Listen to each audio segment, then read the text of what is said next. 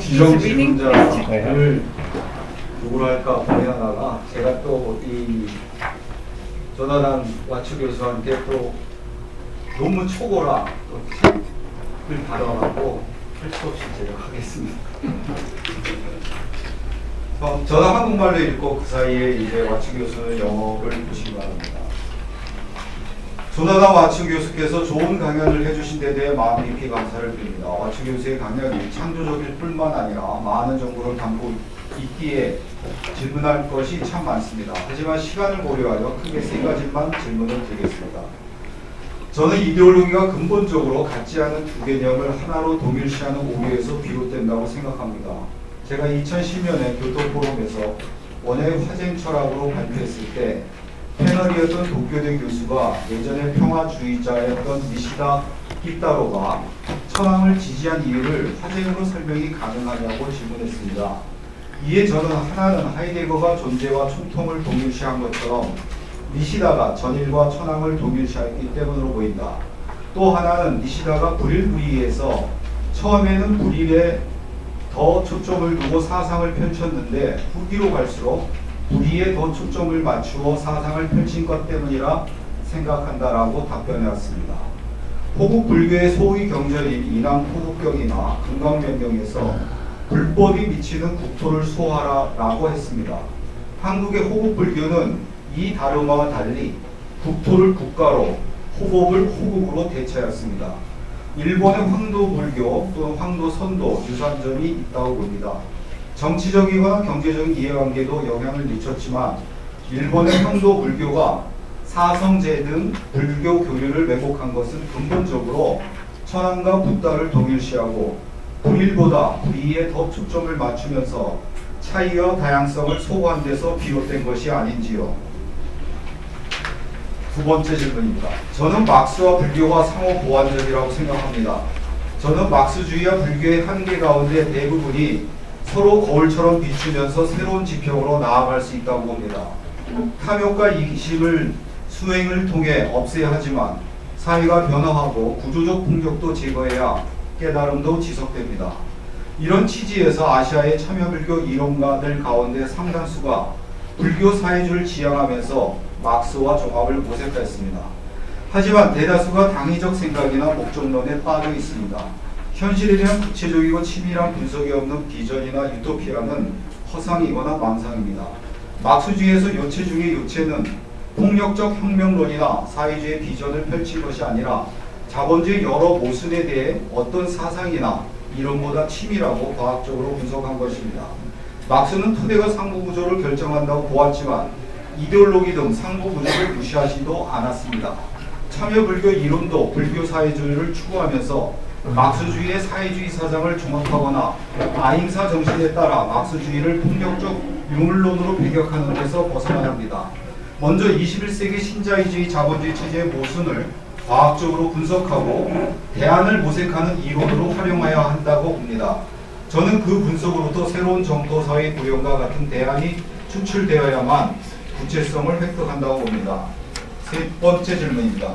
지금 여기에서 중요한 것은 구조적 폭력, 구조적 고와 문화적 폭력, 문화적 고를 없애는 구체적 방법입니다.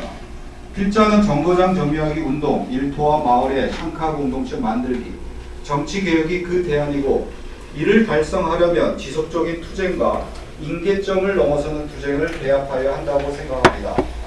정거장 정의하기 운동이란 우리의 목표를 수정하지 않은 채 철저히 다름화에 입각하고 비폭력을 견지하면서 사회경제적 맥락과 주체의 역량에 따라 정거장에 해당하는 정책들을 하나씩 점유하는 것입니다. 예를 들어 100% 무상주택을 목표로 한다면 이를 수정하지 않습니다. 정부가 소유한 토지에 주택을 지을 경우 현행법으로도 전체 주택의 25%를 공공임대주택으로 짓게 되었습니다. 담론 투쟁과 사회운동, 정치운동을 하면서 다음 총선에서 35%, 그 다음 대선에서 50%씩으로 늘려나가는 것입니다. 지속적으로 성공할 때까지 운동을 해야 하지만 결정적인 순간에는 인계점을 넘는 운동을 해야 합니다. 저는 당시 시민사회단체들이 필자가 제안한 인계점을 넘어서는 투쟁을 실천하였다면 4대강 사업 반대 운동도 성공하였을 것이라 생각합니다.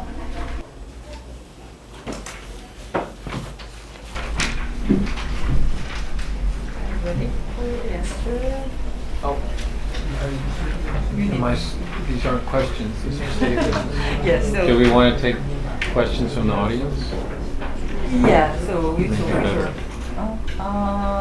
yes. But these are very complex, you know.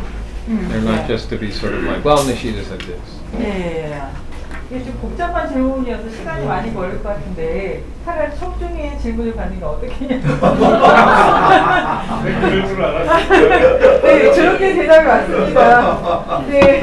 I mean, he has to give me then another half hour to sit down and type out. 그러면 이게 그래서 반 시간 이상을 이렇게 같이 얘기하고 준비하고 해야 될 이런 질문이어서요. 네, 그러면 첩중의 질문을 받겠습니다. 네. 아, 네, 먼저 손 주실까요? 3분 이내에 3분 이내. 우선 3분 이내에 주십시오. 감사합니다. 3분 이내에 3분. 3분 아니라 30분 하겠습니다. 우선 감사합니다. 좋은 강의 감사드립니다. 제가 질문 드릴 건 첫째, 그 히틀러가 참 감탄한 그 군국주의의 소위 일본 불교가 소위 그 가토 스위치가 이야기했듯이 그 일본이 불교화된 것이 아니라 불교가 일본화됐다고 이야기했습니다. 그러니까 시도라는 민족 종교의 기반을 둔 일본 불교가 예적인 파탄을 일으킨 거냐, 잘못된 거냐, 아니면 근본적으로 그 일본 불교 자체가 잘못됐기 때문에 그런 히틀러가 감탄한 그런 파시즘적인 불교가 그 2차 대전 당시에 있었던가 하는 것이 첫째 질문이고요. 두 번째는 아까 자살 문제에 대해서 이제 여러 가지 이렇게 도움을 준다고 그랬는데 세계의 이런 어려움 속에서 분노한 사람들이 마지막으로 할 수 있는 게 소위 요즘 어제도 뭐 우리나라에도 일어나고 있는 이 우지마 살인이라든지 자살 테러밖에 없는데 오로지 폭력밖에 할 수 없는 그런 사람들에 대해서 우리가 다 피해자가 되고 이게 무작위적으로 피해자가 되다 보니까 우리들 자신도 이렇게 멀리하거든요. 그러면 그런 사람들은 이게 어떻게 누가 안아줘야 되는지 그게 두 번째 질문이고요. 세 번째 질문은 이 소위 지금 세상을 보면은 트럼프 같이 이런 대중영합주의자나 좌우의 이데올로기리스트, 그 좌파 이데올로기리스트는 아주 도덕주의적이라고 이렇게 칭찬받을 거고 우파 이데올로기리스트는 배실주의를 이런 한국에서 소위 말하는 INEB는 실용주의를 지향할 것인지 거기에 대해서 어떤 구체적인 성과를 내는 걸 지향할 것인지가 궁금합니다. 마지막 질문은 한 가지 남은 거는 그러면 교수님의 저서를 보면은 보통 우리가 일반적으로 세계 영어의 번역을 고들 두 칼을 서프링이라고 번역을 하는데 교수님이 저서를 보면 this hyphen is라고 번역을 해놨어요. 말하자면 is this hyphen is disease. 그래서 어떤 큰 의미를 가지고 그렇게 번역하셨는지 좀 설명 듣고 싶습니다.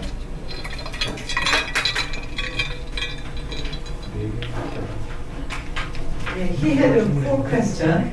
First, he says 4 that- questions. Yeah. Right? So, Japanese imperialism was praised by Hitler, and then he wanted to know. Japanese imperialism was what? praised by. Praised by Hitler, yeah. Yeah. Militarism. Yeah, militarism. Sorry. Yeah. So he asked. His question is: do you think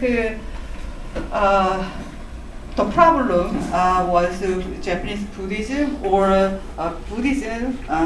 Japanese Buddhism developed based on Shintoism?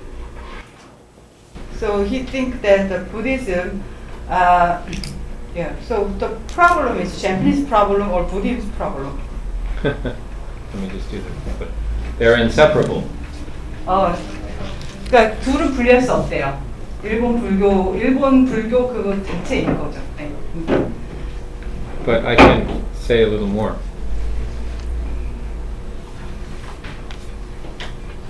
Japanese Buddhism, as it entered the modern era in the Meiji, had been forcibly persecuted.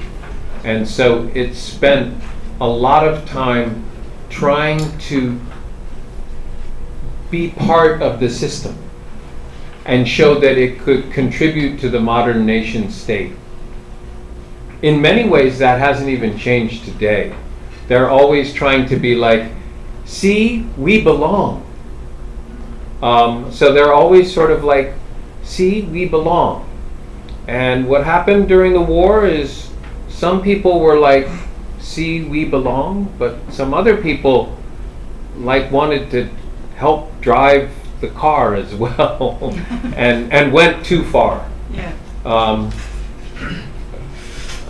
Yeah. 그런데 이제 역사적 상황에서 보면 메이지 시대 때 불교가 강제적으로 탄압을 받은 건 맞거든요. 대처가 되려고 대처가 된 게 아니라 그렇게 하시면 살아남지 못하니까 불교가 이제 살아남기 위해서 우리도 사회 일원이다. 이걸 보여주기 위해서 노력을 했다라고 이해를 하시면 좋고요. 그래서 물론 이제 그 안에 보면 우리는 그래 사회적 일원으로서 우리 할 거야 이 정도만 하면 좋은데 심지어 거기에서 이제 앞장서서 나서가지고 더 이렇게 협조적으로 행동했던 사람들이 있었던 거, 지나치게 갔던 거, 그게 더 큰 문제였다라고 생각합니다. Next question. Yeah. Next question is about the suicidal issue. Right. Yeah. So people, especially in Korea and other countries, many people chose suicidal terror or just killing other people without any asking or intention. Just you're walking and then someone just kill you. They do this in Japan? In Korea. In Korea. South Korea. It Right. happened a lot. So he think that that's the people's last choice, living in globalization society. Their only choice is violent. The case, how can we embrace those people who have only choice to do just violence? By showing them that there's Yeah, another there- choice. 그러니까 그 사람들에게 다른 기회가 있다는 것을 보여주는 것밖에 없다라고 얘기를 하시네요. 그다음에 마지막 하나는 듀카. 서퍼링하고 두카 하이픈 예. 하고 디지즈하고 하이픈한 거. It's a disease. Yeah, when you translate to dukkha, Right. you don't use suffering. You sometimes use. I use the disease Disease of dis-ease. disease of. Do you know dis-ease? Dis is negative. Ease is to be at ease. So the disease of disease. But this is English because English is not a Buddhist language, so we're still trying to make up translations. So Korea already, you don't need to fiddle with the English. You have your own understanding 맞는 of it. 번역을 찾으려고. 근데 우리 카이로프레틱 이런 닥터 입장에서 보면은 Hold on. We still have questions 3 and 4. That's four. 보면은 그 서프링보다는 this hyphenis가 훨씬 두카의 불만족 쪽에 더 가까울 수 있는 그런 어휘라고 생각되기 때문에 저희가 그런 의도를 갖고 쓰지 않았을까 싶어서 맞아요. So what I mean by the disease of disease is that even in the Chinese character, dukkha is what? Ko, kurushimi. It's just pain, suffering. Yes, that's one idea of it. But another idea is like, I'm almost there. I'm gonna get there. I'm here. No, I'm not here. Oh, you're there. It didn't last. It doesn't last. Why am I always not good enough? So that's another understanding of dukkha. 예, 그래서 이제 일본에서 이해하는 건 진짜 그 아픈 거하고 불만족의 상태, 계속 뭔가를 성취하면서 안 됐을 때 겪는 그런 마음의 상태를 얘기한다고 합니다. So she just wondered your new translation is more close to original, so you have intention. No, it's your decision whether I'm being a good Buddhist or not. 그래서 그런 의도는 아니셨다고 합니다. Can I? I do want to respond to Professor Lee quickly. 갑자기 그 이동 선생님 그 질문에 대답을 하시고 하시다고. I wrote about Nishida a bit in my book. I almost decided not to write about Nishida in my book because I don't consider him an engaged Buddhist. 아, 예. But I felt the issue needed to be touched on in terms of the distortion of Buddhism during the war.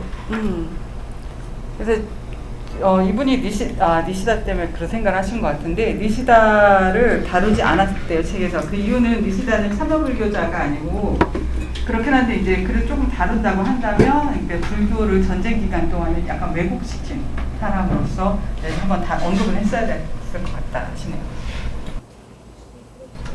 Various people question whether he was really a warmonger or not. Certainly he wasn't maybe as bad as Sawaki Kodo, who messed up the Bodhisattva vows. But what happened is after the war, none of those people were respected. They were basically thrown out. People rejected them. The Japanese people rejected the Kyoto school people. They were not respected anymore. Some of Nishida's thinking then, here, do that, and then I'll tell you. 그래서 이제 니시다의 경우는 이제 전쟁에 적극적으로 참여했던 승려로 불리하냐 마냐가 좀 계속 논란은 있대요. 그렇긴 한데 이제 그래서 이제 비교해보면 아까 그 전쟁에 실제 참여한 스님보다는 뭐 전쟁에 대해서 직접적으로 한 건 없으니까 그렇게 분류하기 좀 애매하긴 한데 사실은 전쟁이 끝난 뒤에 그 일본 사람들에게는 그 니시다와 그 니시다의 교토스쿨 되게 유명하거든요. 그 교토스쿨이 존경받지 못하고 있다고 합니다. Then later in the 70s and 80s, when Japan was having a great economic boom, there was sort of this rise again in Japanese sort of nationalist sentiment in this school called Nihonjin Ron, the theory of Japaneseness, which was like, everything is different here because everything is Japanese rice tastes different because Japanese water is different, and all this kind of silly sort of, it's very sort of ethnocentric kind of stuff. And some of those people like Nishida. So he's certainly not, he might, some people still read him, but he's certainly not respected by progressive people. 그래서 이제 1970, 80년대에 그 일본이 경제 부흥을 하게 되면서 국가주의가 다시 그러니까 성행하게 됐는데 그러면서 이제 이거는 뭐 일본 거기 때문에 쌀도 더 맛있고 뭐 일본 거니까는 이런 그 국가 중심적인 그런 그 생각을 하게 했었는데요. 그래서 이제 일부 사람들이 니시다 공부를 하고 좋아하긴 하는 사람도 있지만 대부분 진보적인 지식인들은 니시다를 좋게 보지 않는다. One of the things I write about in that first book is if you look at the post-war, post-colonial era, 1950s, 1960s, engaged Buddhism is flowering in Thailand and Sri Lanka, Vietnam with Thich Nhat Hanh. And I was like, how about Japan? And you can't find anything.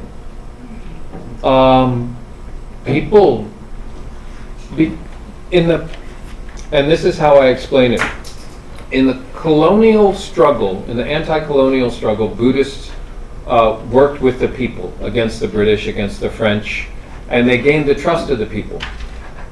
So then after colonialism ended, Buddhists stayed in that popular people's movement as trusted people. And that gave forth into engaged Buddhism. But Japan never had an anti-colonial movement. And Buddhism was always involved with the military and the state. So after the war ended, people had no confidence and no interest in Buddhism. It was seen as part of the old system.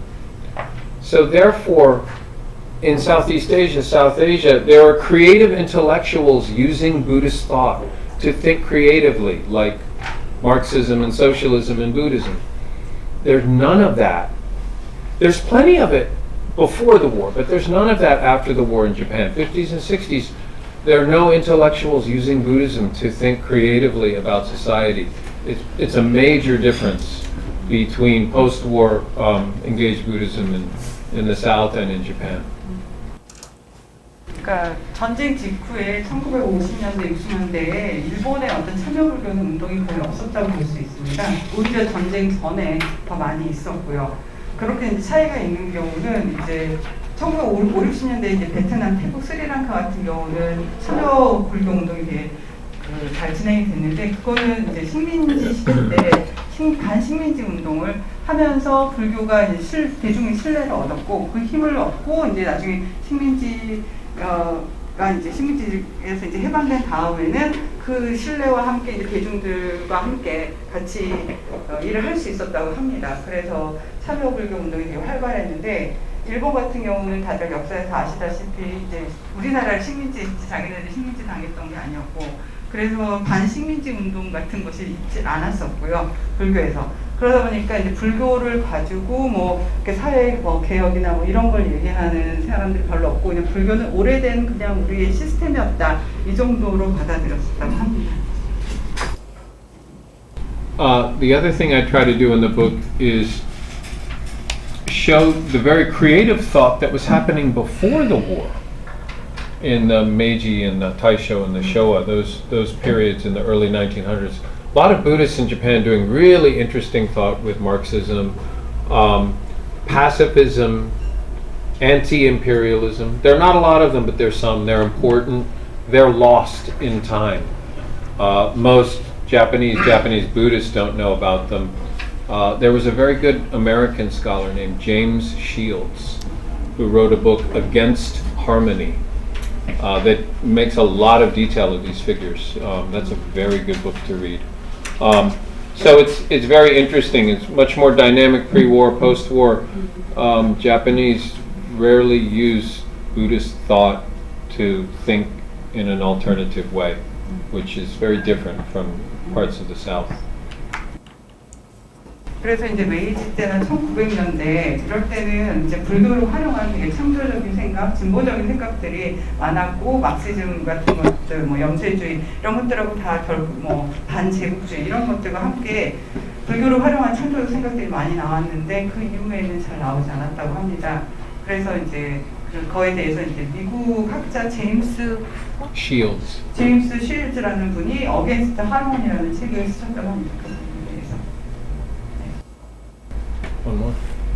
So I just want to thank Professor Lee and others like you here in Korea who are trying to think creatively with Buddhism and other ideas, Marxism, see how they work together, how they don't work together. It's really important to do this kind of creative thought and praxis and see how it works and what it means for society. Because we need both. The Buddhist activism is nice, but sometimes in the activism part, the Buddhism starts getting really thin. And they're just sort of activists who happen to be Buddhist. And we also need people like you who think these ideas quite deeply and sort of put them together. And in INEB, we've tried to do that, put those together. Make sure we're thinking through processes of social action as a Buddhist would. And not just like, I'm a Buddhist who's thinking like something else. 그래서 이제 여기에서 이렇게 오셔가지고 이렇게 불교하고 그다음에 이제 다른 사상들하고 해서 창의적으로 다 이렇게 그러니까 함께 이렇게 엮어서 이렇게 새롭게 이제 생각해 보시려고 오신 여러분들한테 너무너무 감사하다고 하고요. 네, 감사하다고 합니다. 네, 그래서 그런 걸 실천하고 이런 것들이 되게 중요하다고 합니다. 스님, 그 질문이 있었죠. 네. 그 중국의 그 태어 스님, 뭐 인순 스님 마이크 아, 네, 네, 맞아요. 그냥 하면 아니 녹음을 해야 되니까 영상. 중국의 태어 스님에 이어서 인생불교, 인간불교가 이제 인순 스님, 또 대만에 가서 또 성원 스님, 열반하신 성원 스님까지 한 그 참여불교 성격이나 그다음에 조금 전에 언급한 틱낙한 스님이 이제 좀 이 난민으로서 지금 참여불교를 또 다른 방법으로 또 색깔은 다른데 어쨌든 그 두 부류의 어떤 흐름에 대해서는 어떻게 생각하시는지 고견을 듣고 싶습니다. He want to listen to your opinion on Taishu in China. Do you know? Taishu, right, yeah. Taishu and, Master Taishu. and then Inshu. Inshin, right, yeah. And then also Thich Nhat Hanh's Thich Nhat Hanh. movement. Right, Yeah. right. I read a nice long book on Master Taishu. Ah. Very interesting. My friend in Taiwan, Dr. Yo, said, "Oh, Thich Nhat Hanh comes from Master Taishu," and Taishu's movement had a big influence on the development of engaged Buddhism in Vietnam. 그래서 이제 그러니까 태원 스님의 그 사상이 틱나카 스님한테 바로 이렇게 많이 영향을 줬다고. 인순 그 성원 스님이 되는 분들이 틱낙한 스님이 아니고. 아니 그게 아니라요. 그 중국 친구분이 하나 얘기하는 한 분 얘기하시는데 이 틱나칸 스님의 내용을 보니까 태어 스님의 영향을 많이 받았다. 네, 그렇게 보셨다고 합니다. 그래서 이제 그 사회 참여운동, 참여불교의 어떻게 보면 시작에 있어서 태어 스님의 영향은 되게 크다. 직접적인 뭐 이게 아니라 그 사상이나 그 흐름이 그쪽에서는 이제 인생불교, 인간불교라는 말을 썼죠. 네, so they use Right. humanist Buddhism. Yeah, humanistic Buddhism. Humanist Buddhism.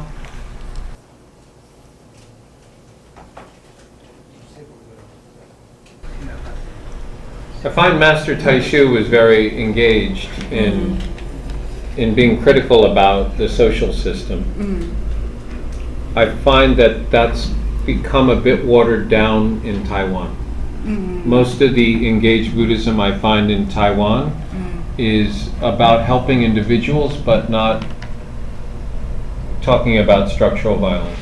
A couple people like Master Chow Wei, who's a wonderful bhikkhuni. But some of the other, here, you do that. Thank you. I have one more idea. 그래서 이제 근데 그게 그러니까 태워 스님은 그 사람들을 돕는 것도 했지만 그 사람들한테 그러니까 뭐 이게 사회적인 비판도 함께 하셨는데 타이완으로 넘어오게 되면서는 사실은 그런 비판적인 그 목소리는 되게 많이 줄어 있고 뭐 한 번 정도 비구니 차오웨이 그 스님만이 조금 목소리를 내고 계시다. He agreed. Also my teacher, again, Sulak, talked about two different kinds of Buddhism. Buddhism with a big B, capital B, and Buddhism with a small b. And I think you'll understand what I mean, because the big B is the big temple and the big group, and it often seems to be about them. And sometimes in Taiwan it's a little bit too much Buddhism with the big B. We have this problem in Japan too. The big groups get the big headlines, and then people like to study those big groups and they become well known. So Soka Gakkai was considered for many years engaged Buddhism of Japan, which is a complete joke. And I wrote about this in my book. And I think in Taiwan they have 4 big B mountains in Taiwan, and they take most of the attention. They have lots of money. And then what gets lost there are a lot of other small temples and small individual priests doing really good work that aren't noticed as much. But yeah, I'll have one more comment after this. 네. 그래가지고 슐락 선생님이 불교는 2가지가 있다. 대문자 비로 시작하는 부디즘이 있고 스몰 비로 시작하는 부디즘이 있는데 대문자 비로 시작하는 불교는 그러니까 사찰이 크고 그다음 그룹도 크고 막 이런 잘 나가는 유명한 그런 그 사찰들을 얘기한다고 합니다. 그래서 대만에는 이제 그런 사찰들이 좀 많이 있고, 근데 대만만 그런 거 아니라 일본 그러면서 이제 자기들의 이제 활동들을 많이 이렇게 이런 활동도 하고 사회 활동도 하고 이렇게 포장을 많이 하는 거죠. 근데 이제 일본도 비슷한데 소쿠가카이가 되게 그 사회 활동도 많이 하고 사회 참여 불교의 대표적인 걸로 알려 있지만 선생님이 책에도 쓰셨지만 그렇게 보기에는 문제가 좀 많다. 네. 그러면서 대만에 있는 이제 작은 사찰들, 그러니까 개인 스님이 운영하는 사찰들이 훨씬 더 좋은 일들, 제대로 된 일들을 하고 있다고 합니다. I think I'll stop there. 제가 네. 제가 아까 번역하지 못한 게 하나 지금 생각났는데, 그러니까 아까 제가 말씀드렸던 이제 불교도이면서 이제 불교적 시각을 가지고 불교 사회활동을 해야 된다는 것도 강조를 하셨었거든요. 네, 질문. 네. 참가학회 앞에 참가해 계신 분. 네, 참가학회 속보 가까이. 그게 속보 가까이. 네. 마이크 드릴게요.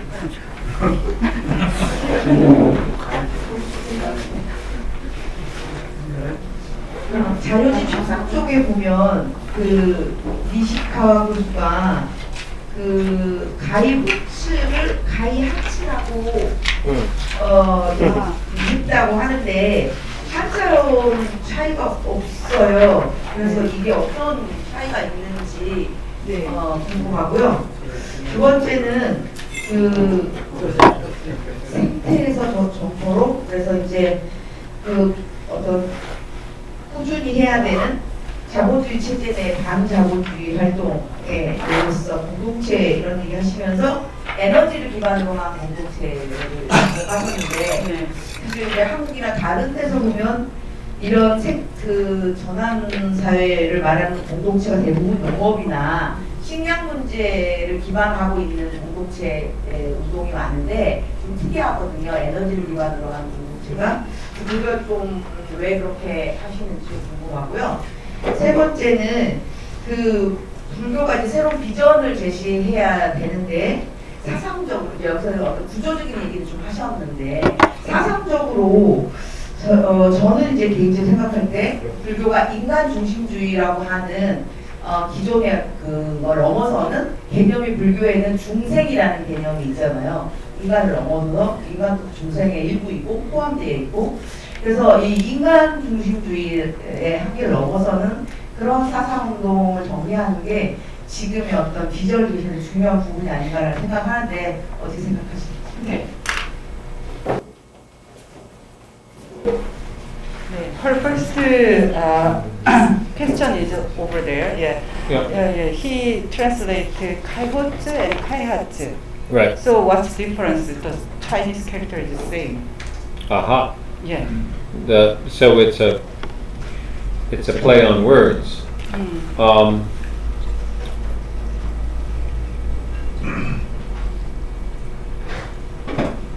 In Japanese, you have the Chinese character, but the Japanese will have multiple ways to read a Chinese character. So what happens is when he writes about this, he might then show both characters and then the way to read it. And then people go, what? It's Kaihatsu. No, Kaihotsu. And then what do you mean by Kaihotsu? And then it starts this process. It's a kind of a way to make people think twice, kind of a catchword. And then they're like, oh, what does Kaihotsu mean? Oh, it's a different kind of development. It's holistic development.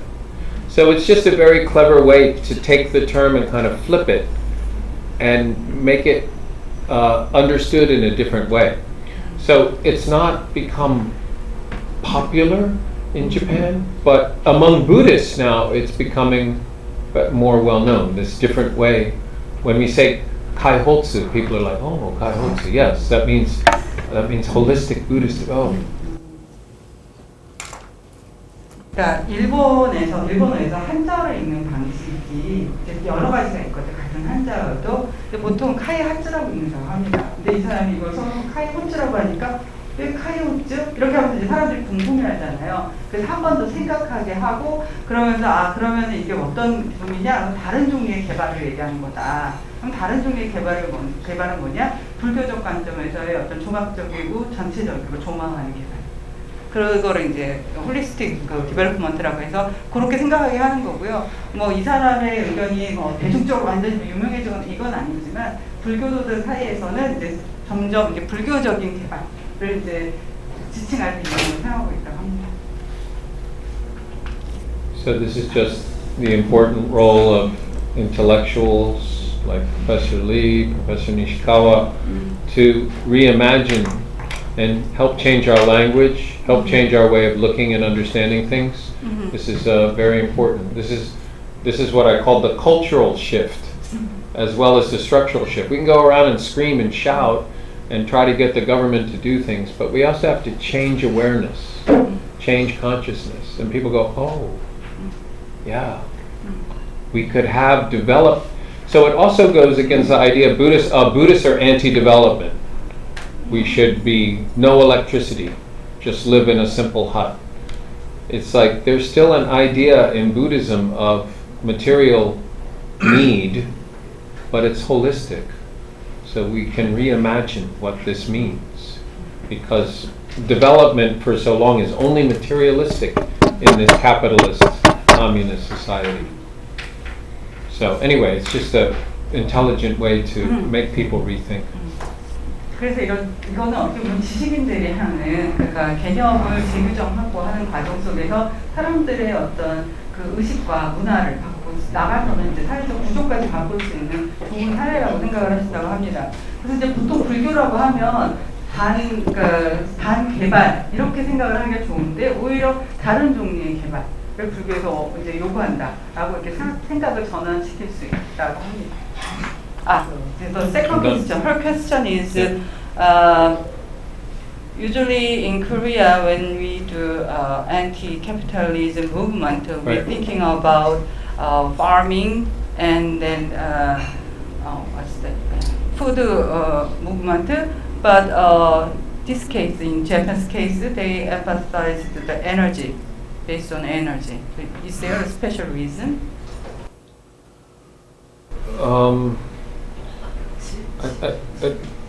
질문이 아까 공동체 운동을 얘기했던 것 같아요. 그냥 무브먼트가 아니라 커뮤니티 무브먼트. 디벨롭먼트 무브먼트 얘기하는 건데. Oh, it's usually agricultural. 네, agricultural. 한국에서는 농업이나 농촌에서의 어떤 먹거리를 위한 먹거리를 중심으로 한 공동체 얘기하는데 왜 일본에서는 에너지를 중심으로 한 커뮤니티 디벨롭먼트 프로젝트를 하느냐는 건데 사실은 일본도 거의 저는 같다고 생각해요. 한 지역에 살다는 이지 뭐 커뮤니티 이렇게 보는 거죠 그냥. You should tell me that in English. 예.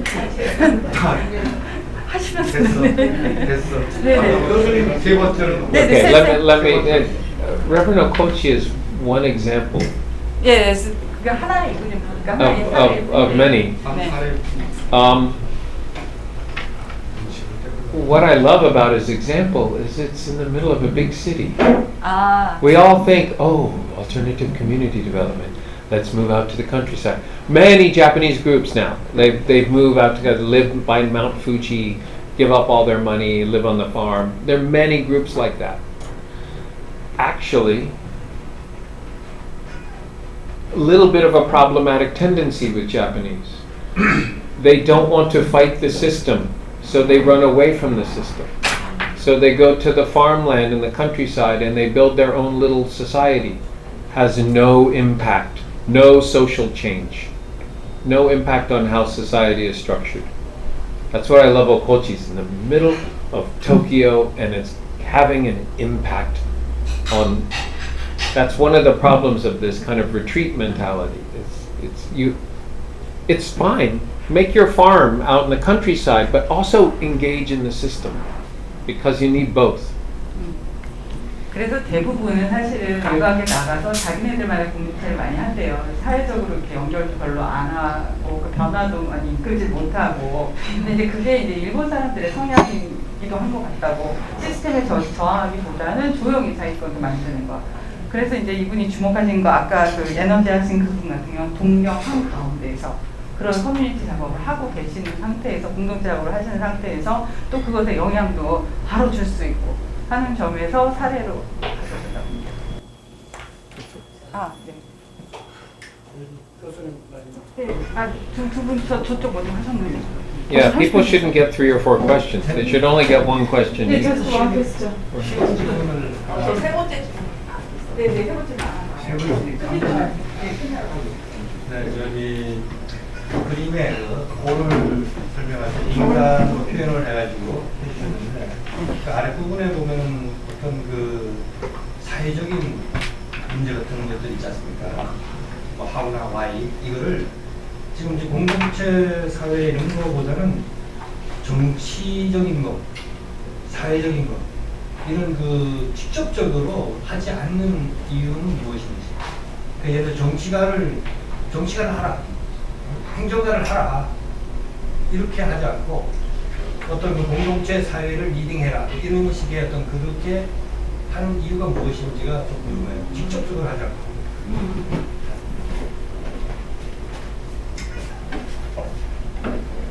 Yeah, the easiest way to reform and make a kind of Buddhistic society is better to participate in politics. Yeah, when you become a politician, you can do that. Why you don't recommend those things and just to do community leaders and inform community things? Very good question. Generally, socially engaged Buddhists are very political, but not involved in party politics. Party politics is sort of like a war zone. It's like you can't actually seem to use ethics. They seem to not work. A great example is the Soka Gakkai political party. It was formed in the early 1960s. It was largely leftist. It supported the Soka Gakkai members who are largely working class people. But as the Soka Gakkai members became richer and richer, it started to float to the center and became very sort of mainstream center. And then in the late 1990s, it joined the LDP. It now is a very important partner for the LDP. Continually, the LDP has been in power since 1955. Japan is a one-party dictatorship state. It's not a functioning democracy. Soka Gakkai says it's pro-peace, but it is a partner for the LDP, which wants to change the constitution and develop a military for Japan. So this is the danger of party politics. You sell your soul to the devil. We've also seen this problem in Sri Lanka. The monks started their own political party. Unfortunately, these monks were right-wing monks and they promoted civil war. They promoted the eradication of the Tamils and the promotion of a single ethnic state in Sri Lanka. As a Buddhist, generally, I think it's important to be political but not involved in party politics. That's our belief, usually. 그게 이제 그러니까 정치적인 하면 정당 정치에 참여하지 않는 게 이제 정당 정치 자체가 약간 전쟁터고 윤리적이 되기 쉽지 않고, 그래서 그 예로서 이제 소코 가까이 그 참가학회가 개인 그 정당이 있는데 1960년대 처음 시작했을 때는 노동자 계층이 또 많고 그래서 극자였대요. 근데 지금은 점점 이제 주류가 이제 자리를 차지하게 되면서 그러니까 주류층에 이제 들어가게 되면서 자민당의 파트너가 돼서 완전히 그 부분으로 이제 바뀌었죠.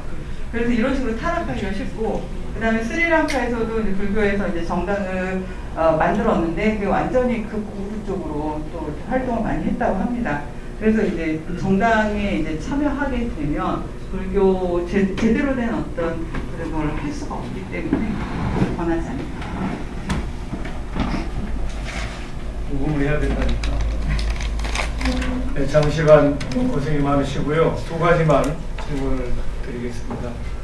좀 재미 삼아서 하나는 지금도 지옥 중생들을 구제하기 위해서 자신의 깨달음은 예배한 채 중생 구제에 지금 열중하고 있는 지장보살하고 또 열심히 노력을 하셔가지고 깨달음을 이루신 서가모니 부처님하고 두 분 중에 참여불교 입장에서 어느 분이 더 존경할 만한 훌륭한 분입니다. 그 질문 하나 드리고 싶고요. 하나는 안베드카르 박사가 우리 불교의 사성제라고 하는 것은 부처님의 직접적인 가르침이 아니다. 왜 그러냐면은 안베드카르 불가촉 천민 출신으로서 그 불가촉 천민들이 겪는 그 고통이라는 것은 개인적인 원인 때문이 아니고 사회 구조적인 원인으로 말미암아서 이게 고통을 받고 있는데, 사성제는 그 고통의 원인이 개인에 있다고 본다는 거죠.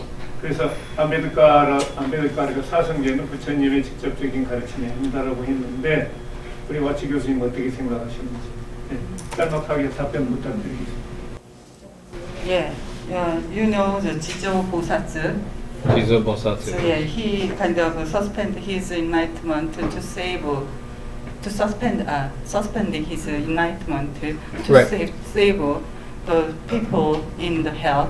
Right. Yeah, and then comparing to him, Shakyamuni Buddha attained enlightenment Right. with his a lot of effort. So who do you more respect? One of them, Jijo Bosatsu, and then Shakyamuni Buddha. Who is more respectable? Just for a fun question. Why do I have to choose? 왜 제가 선택해야 하나요? 네, That's like Michael Jordan or LeBron James. 예. 그래서 이거는 이제 마이클 조던하고 This isn't a top 10 list. 탑그 농구 선수들 중에 누구 더 좋아하냐? 그러니까 엄마 좋아, 아빠 좋아하는 거나 똑같은 거다. 그다음에 이제 전제를 참여불교 입장에서 참여불교 입장에서 그거 까먹었어요. 죄송해요. 네, as 됐습니다. as a social engaged 저기서 한 얘기니까 As a socially engaged Buddhist what? the one of the two. Jizo or Who is Shakyamuni? more? Sorry, man, Shakyamuni. Shakyamuni. He's the goat. 아, He's the goat. They call it Buddhism because of Shakyamuni Buddha. 네, 아무튼 성가모니 부처래요. 어쨌든 Sorry. 성가모니 부처 때문에 불교가 시작된 거니까. 질문. 아니, 안베드카르. 네. 베드카르 Ambedkar, do you know Ambedkar? Yes, of course I know Yeah, Ambedkar. he criticized Four Noble Truths that is not Buddha's direct Yeah, teaching. yeah. What do you think about that? That's his idea, it's not mine. 그냥 그거 그 사람 생각이 자기 생각은 아니에요. 네.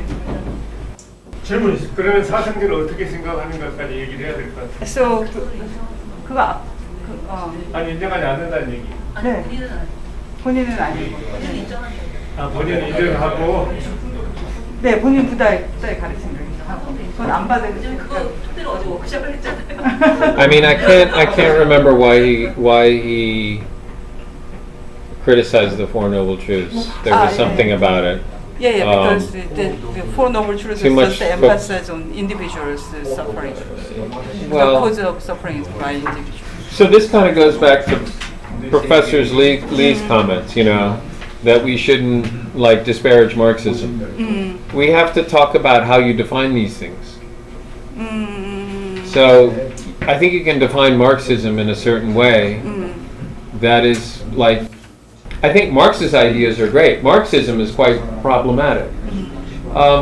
Ambedkar was making a point based on a certain understanding. So you have to define that and understand it. You can't just go, he's wrong because I love the Four Noble Truths. How did he understand them in the context of his movement? And once you understand that, well then you disagree or agree with him. 그래서 안베드카르가 어떤 맥락에서 그렇게 이해를 하고 정리를 내렸는지를 먼저 살펴보고 그 관점에서 이제 동의를 할 것을 그 비판의 포인트를 보고 그 관점에서 동의를 할 것인가 말 것인가 결정을 해야 된다. 불가촉 천민은 보통의 문제에 대해서 네네. 사성제가 하는 것은 시민과 안 맞다 그 얘기를 한 거예요. 네네네. 넘어갑시다. 네네. 쉬운 얘기 아니에요. 네, 질문 있습니다. 네. 목소리 그냥 할게요. 네. 그럴까요? 잘 그런 목소리 하셨습니다. 목소리 걸어 녹음 안 되는데. 마이크를 안 타면. 녹음이 제일 문제구나. 그 독일의 히틀러가 Good old Hitler, yeah. 외계인들을 이렇게 제압하고 획득시키면서 그 전쟁을 일으키면서 민주적인 발언을 못하게 히틀러의 어떤 이런 것처럼 한국 불교계는 자승전 총무원장이라는 사람이 나오면서 이런 보편적인 어떤 참여불교라든지 사회복지를 하려고 하는 어떤 비판적인 목소리를 하려고 하는 스님들에 대해서 탄압하고 억압해서 히틀러처럼 이렇게 아무것도 할 수 없는 이런 걸로 만들었다고 저는 개인적으로 생각하는데 이런 히틀러 같은 이런 어떤 종교인들 이를테면 작년에 돌아가신 자성전 총무원장 같은 이런 사람들이 계속 어느 나라든 나오면 이런 식으로 대중들, 스님들이나 지가불자들이 뭔가 이 참여불교적인 어떤 행동을 하기 어려운 상황에 처한다고 저는 개인적으로 생각하는데 이런 걸 극복하려면 도대체 부처님의 가르침에 근거해서 어떻게 뚫고 나가야 이거를 할 수 있는 건지, 도대체 우리 현재 어떤 지구촌에 참여불교라고 하는 인계적인 부분은 살아있는 건지 나는 정말 의문이고, 이런 거를 정말 할 수 있는 건지 질문하고 싶은데, 이 질문이 어리석은 질문이었으면 좋겠는데 어떻게 생각해요?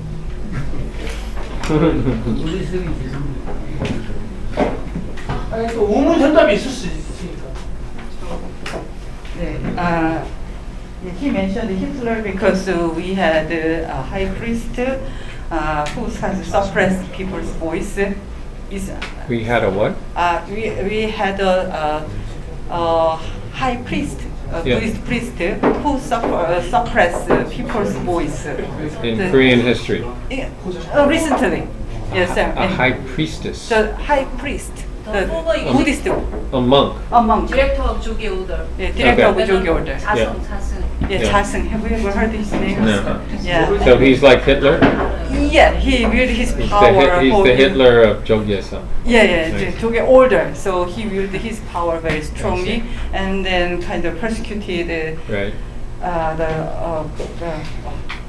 opponent, the critic, the Right. monk and lay people Right. criticize Jogi Order. Right. Yeah. So in this case, the lay protesters and the monk protester can do what they can do based on Buddhist teaching. What can they do based on Buddhist teachings? It's Yeah. very difficult for me to give advice on something I know nothing about. It's very difficult for me to give advice on something I know nothing about.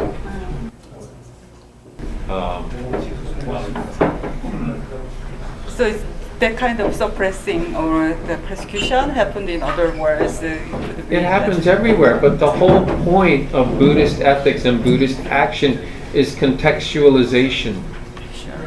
One acts in the context of things. Buddhist ethics are not commandments. You act in the context, you act out of what's going on. So, for me to tell him what to do to deal with the Chogyesa monk is foolishness, because I don't know the context. 네. So, this is where we have to be careful, going to people who we think are going to give us answers. If he wants to sit together, we could talk about the issue, and maybe I could help reflect for him on what he's already trying to do. But it would be irresponsible for me to tell him what to do. 그러니까 이제 불교의 윤리라는 게 그러니까 딱 이렇게 잘라져서 나오는 게 아니라 맥락이 있잖아요. 불교는 되게 맥락적이기 때문에 그 맥락을 직접적으로 들으면서 어떤 식으로 활동을 해오셨고 이런 것들을 얘기를 한참을 하다 보면 자기가 그거 하나에 대해서 뭐 이렇게 얘기를 해줄 수는 있겠지만 방금 하신 질문 가지고는 어떤 대답을 하는 것은 너무 불가하다고 그리고 너무 무책임하다고 네, 그런 거입니다. 그렇게 말씀하셨습니다. But I mean, just keep practicing Buddhism every day. Non-violent in word, action, and thought. And you keep practicing as a good Buddhist. That's the solution. We talked about this before with the Bodhisattva vows. If you're getting too focused on getting here, then you're not here anymore. And if you're not here anymore, then you're lost. 그러니까 불자로서 해야 되는 그러니까 생각과 말과 행동을 그러니까 비폭력적으로 할 수 있는 그런 사후선을 생각하면서 그 불자로서 해야 되는 것들에 좀 더 초점을 맞추시는 게 어떨까라고 얘기를 하시대요. 여기 그걸 하지 않고 자꾸 저쪽에 포커스가 맞춰지면 분노 때문에 그렇게 되면은 결국은 여기에 있어야 될 것들을 잊어버리게 된다고. 그런 게 아닐까라고 한마디로 하자면 그런 얘기하십니다. 마지막 질문 누구 할 마지막 불렸게. 나무아미타불. 나무아미나무. 한국의 신행 그 전통과 풍토에서 보면은 네. 참여 불교가 매우 힘들지 않느냐는 그런 생각을 하게 되는데 그것은 가나성 수행 전통이 깊이 뿌리내리고 있기 때문에 이게 힘들다 보고요. 이 정토 신앙이 깊이 이렇게 확산이 될 때 저는 참여 불교 운동이 널리 확산이 된다고 봅니다. 그것은 바로 무량광, 무량수한 시공간을 이 속에서 함께 살기 때문에 깨달음과 믿음이 함께 가기 때문에 깨달음을 구하기 위해서 이 믿음을 버릴 필요는 없고 믿음을 바탕으로 하는 그 신행 자체가 그대로 깨달음으로 이어지기 때문에 가능하다고 보는데 일본도 가령과의 전통 신앙이 강하니까 그런 바탕에서 이루어지는 것인지 그리고 우리나라에서 제가 이야기하는 경토 신앙이 확산되는 것이 참여 불교 운동을 활발하게 일으키는데 도움이 된다고 생각하시는지. 일본 전통 신앙이라고 하시는 거는 일본은 정토 신앙이 일본의 정토 신앙. 전통이 아니라 정통. 정토 신앙이 네. He said that in Korea, social engaged Buddhist movement is not easy because of the tradition of Kanwa Zen. Kanwa가 어떻게 되지? 고안. 예, 린자이. 고안젠. 예. 하나. I don't know. I mean, I know what a koan is, and I know what Zen is. Zen, yeah. I've never heard of koan Zen. Actually, Oh, you mean Rinzai? Rinzai, yeah. Yeah, Rinzai Rinchi. tradition. Right. So it separate kind of. He think that they separate like enlightenment from the Right. saving other people. Right. Yeah. So he think that if Pure Land thought is prevailed in Korea, it could be helpful to activate socially engaged Buddhism more. And how about Japan? Japan's Pure Land Buddhism also. Japan has socially engaged Buddhism actively because based on Jongto, like Pure Land Buddhism. Do you think? You need Lotus Sutra. Lotus Sutra. Really? Why? 법화경이 필요하대요. Why? Lotus Sutra has more of a aggressive dynamic of working in the world. 그러니까 강력한 그런 어떤 그 투쟁을 위해서는 법화경. But as you saw in my presentation, yes, Zen has this sort of, it can become too static. There's no movement. It's just like.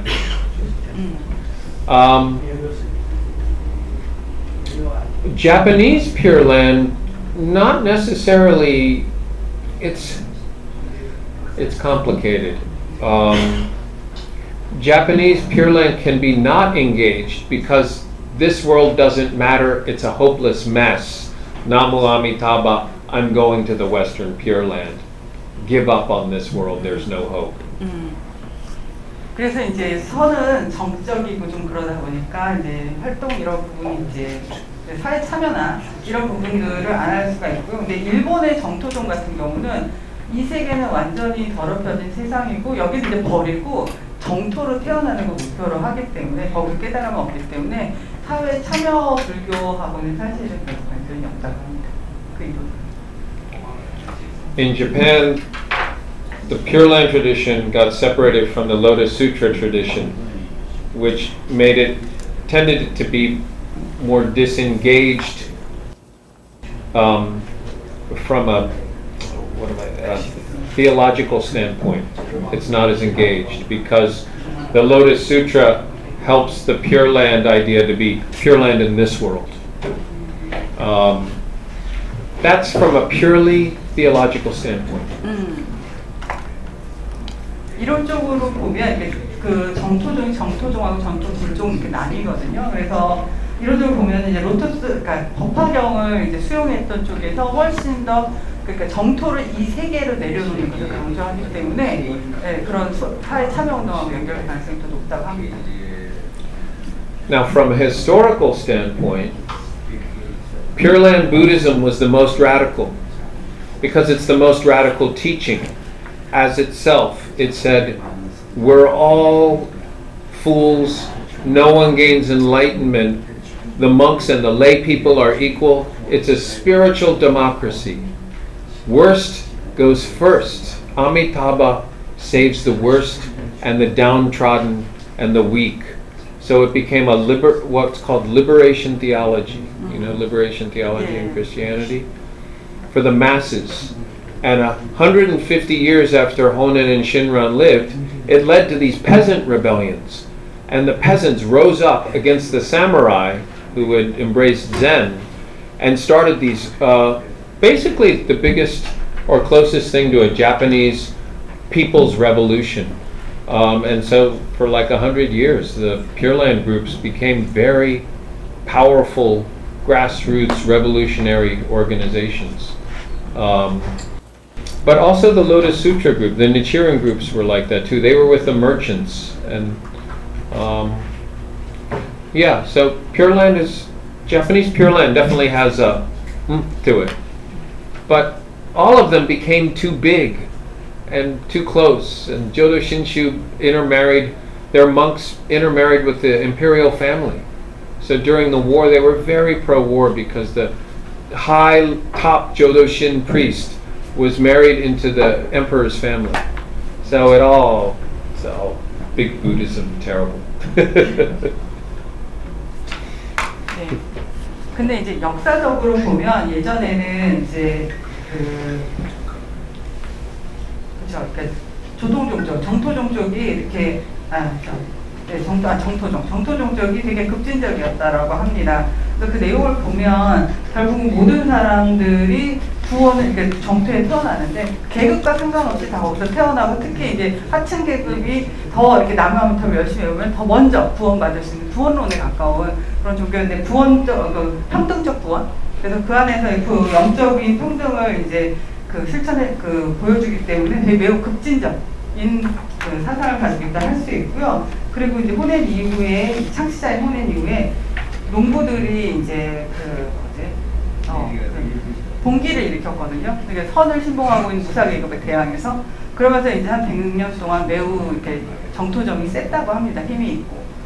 그러면서 이제 정토 진종 같은 경우 그 승려들이 이제 너무 이제 권력과 결탁하게 돼서 황실하고 결혼도 하고 그래서 지금 너무 큰 자리로 뭐 그런 상황이라고 할 수 있습니다.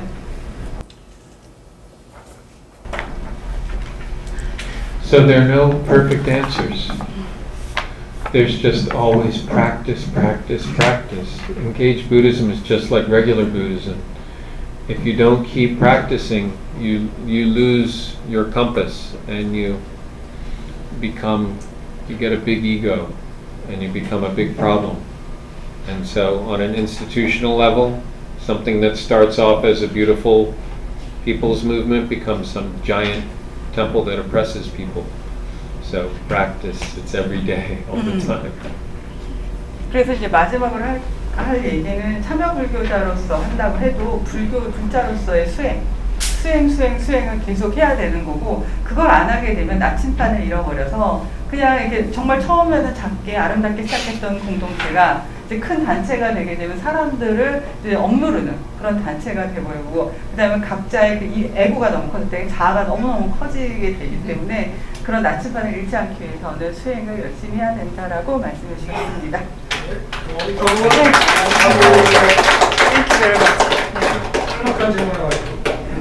네? 썰막 아니고 he has one more. It's okay. I'm worried about you.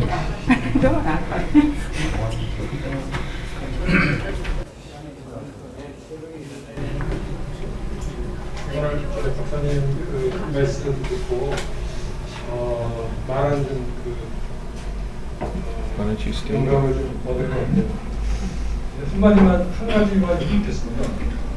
제가 예전에 80년대 초에 불교운동을 하면서 미국에서 이제 한 교수님을 모시고 제가 이제 강연을 들었는데 그때 우리 그때 제가 이제 청년이었죠. 우리 청년들이 자유불교를 사회 참여를 불자라서 할 때 한마디 우리가 마음속에 새겨야 될 그런 단어를 하나 말씀해달라고 부탁을 드렸더니 그 교수님은 이제 불교는 좋은가 맞서는 거기 때문에 무엇과도 맞서다, 대결한다, confront with라는 그 말씀을 해주셨어요. 근데 교수님께서는 저희한테 어떤 말씀을 주실 수 있는지 부탁드립니다.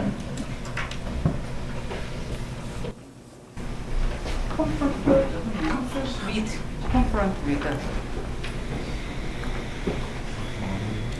Yeah, that was very inspiring lecture. Thank you.